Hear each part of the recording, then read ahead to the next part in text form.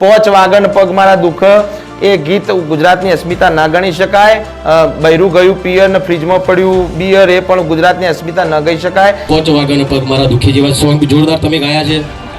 હા હા કેવું પડે એમનું તમે સન્માન કરો છો બરાબર, કયું વાંધો નહીં, સન્માન કરો। એ તમારી વિચારશૈલી શું હશે મને ખબર નહીં। ફ્રીજમાં પડ્યું બિયર, કોઈ કલાકારનો મને વિરોધ નથી। હવે આપણા ગુજરાતમાં તો દારૂ બંધી છે તો તમે આવા ગીતો કહો છો તો યાર સરકાર તમને સન્માન કરે છે તમારું, આ કેવું કહેવાય યાર? એમ કહું છું, કેવું કહેવાય?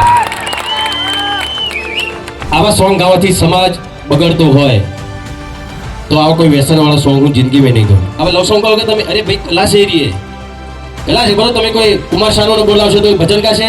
ગુજરાતની અંદર વિધાનસભા ગૃહની અંદર ન લઈ જવાને લઈને કલાકારોની અંદર વિવાદ અને વિખવાદ થયો છે।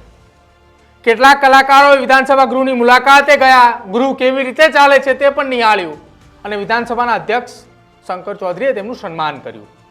જો કે આ આખા સન્માન સમારોહની વચ્ચે જિગ્નેશ કવિરાજનું જે સન્માન સમારોહ થયો તેને લઈને વિવાદ છેડાયો અને વિવાદ એ છેડાતાની સાથે જ ચર્ચા એ વાતની થઈ કે વિક્રમ ઠાકોરે કહ્યું કે માતાજીની આરાધના કરતા માતાજીના ગીતો ગાનારાના સન્માન ન થયા અને હાથમાં છે વિસ્કી, 5 વાગે તો પગ મારા દુખે આવા ગીતો ગાનારા લોકોના સન્માન થયા।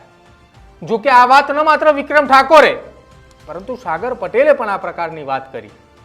શું કહ્યું વિક્રમ ઠાકોરે અને સાગર પટેલે આ ગીતને લઈને તે પણ સાંભળો તમે। આ ગુજરાતની અસ્મિતા છે, નહીં કે પછી પોચ વાગન પગ મારા દુઃખ એ ગીત ગુજરાતની અસ્મિતા ના ગણી શકાય। બૈરું ગયું પિયર ને ફ્રીજમાં પડ્યું બિયર એ પણ ગુજરાતની અસ્મિતા ન ગઈ શકાય। પણ હવે એ બધા પણ અમારા મિત્રો છે અને એમને ગમે છે ને ગાય છે, આપણે કોઈનો વિરોધ નથી કરતા અને ગમતું હોય ગાય, પણ એ ગુજરાતની અસ્મિતા ન કહેવાય। બરાબર છે ભાઈ, પોચ વાગન પગ મારા દુઃખી જેવા સોંગ જોરદાર તમે ગાયા છે। હા હા કેવું પડે વિરોધ નહીં બરાબર, એમનું તમે સન્માન કરો છો બરાબર, કયું વાંધો નહીં, સન્માન કરો। એ તમારી વિચારશૈલી શું હશે મને ખબર નહીં। હા ફ્રીજમાં પડ્યું બિયર, કોઈ કલાકારનો મને વિરોધ નથી, પણ કલાકારોને પણ કહું છું હવે આપણા ગુજરાતમાં તો દારૂ બંધી છે તો તમે આવા ગીતો કહો છો તો યાર સરકાર તમને સન્માન કરે છે તમારું, આ કેવું કહેવાય યાર? એમ કહું છું, કેવું કહેવાય? તમે નહીં માનો, જે તે ટાઈમે જય ચાવડા બહુ સારા સિંગર છે, એમણે એક સરસ મજાનું સોંગ ગાયું હતું હાથમાં છે વિસ્કી વાળું।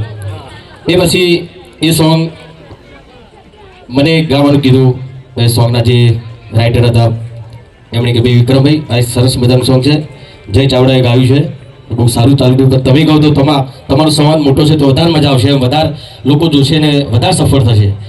ત્યારે મેં કીધું કે ભાઈ જો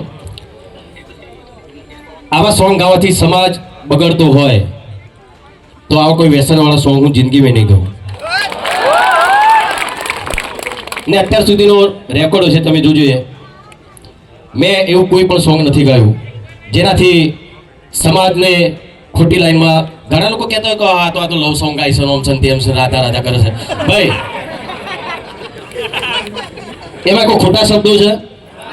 હા, એક વસ્તુ આ પ્રેમના ગીતે પ્રેમનું પ્રતીક છે, રાધા કૃષ્ણનું પ્રતીક છે, પ્રેમ ગીત એટલે શું છે ભાઈ? આ બધા એમને આ હિન્દી બધા ગીતો ગઈ છે બધા બરાબર, ઇન્ડિયન આઇડલ જોવો છો તમે, બહુ નાના નાના કલાકારો, મારા જીગર કરતા પણ જીગર જેવા કલાકારો મસ્ત સુંદર મજા, સાસોं की जरूरत कैसे जिंदगी के लिए, एक सनम चाहिए आशिकी के लिए, બરાબર ગાયું એને, તો એ ખોટું થઈ ગયું। હવે લવ સોંગ કહો કે તમે અરે ભાઈ કલા છે એરી કલા છે બરાબર, તમે કોઈ કુમાર શાનુને બોલાવશો તો ભજન ગાશે।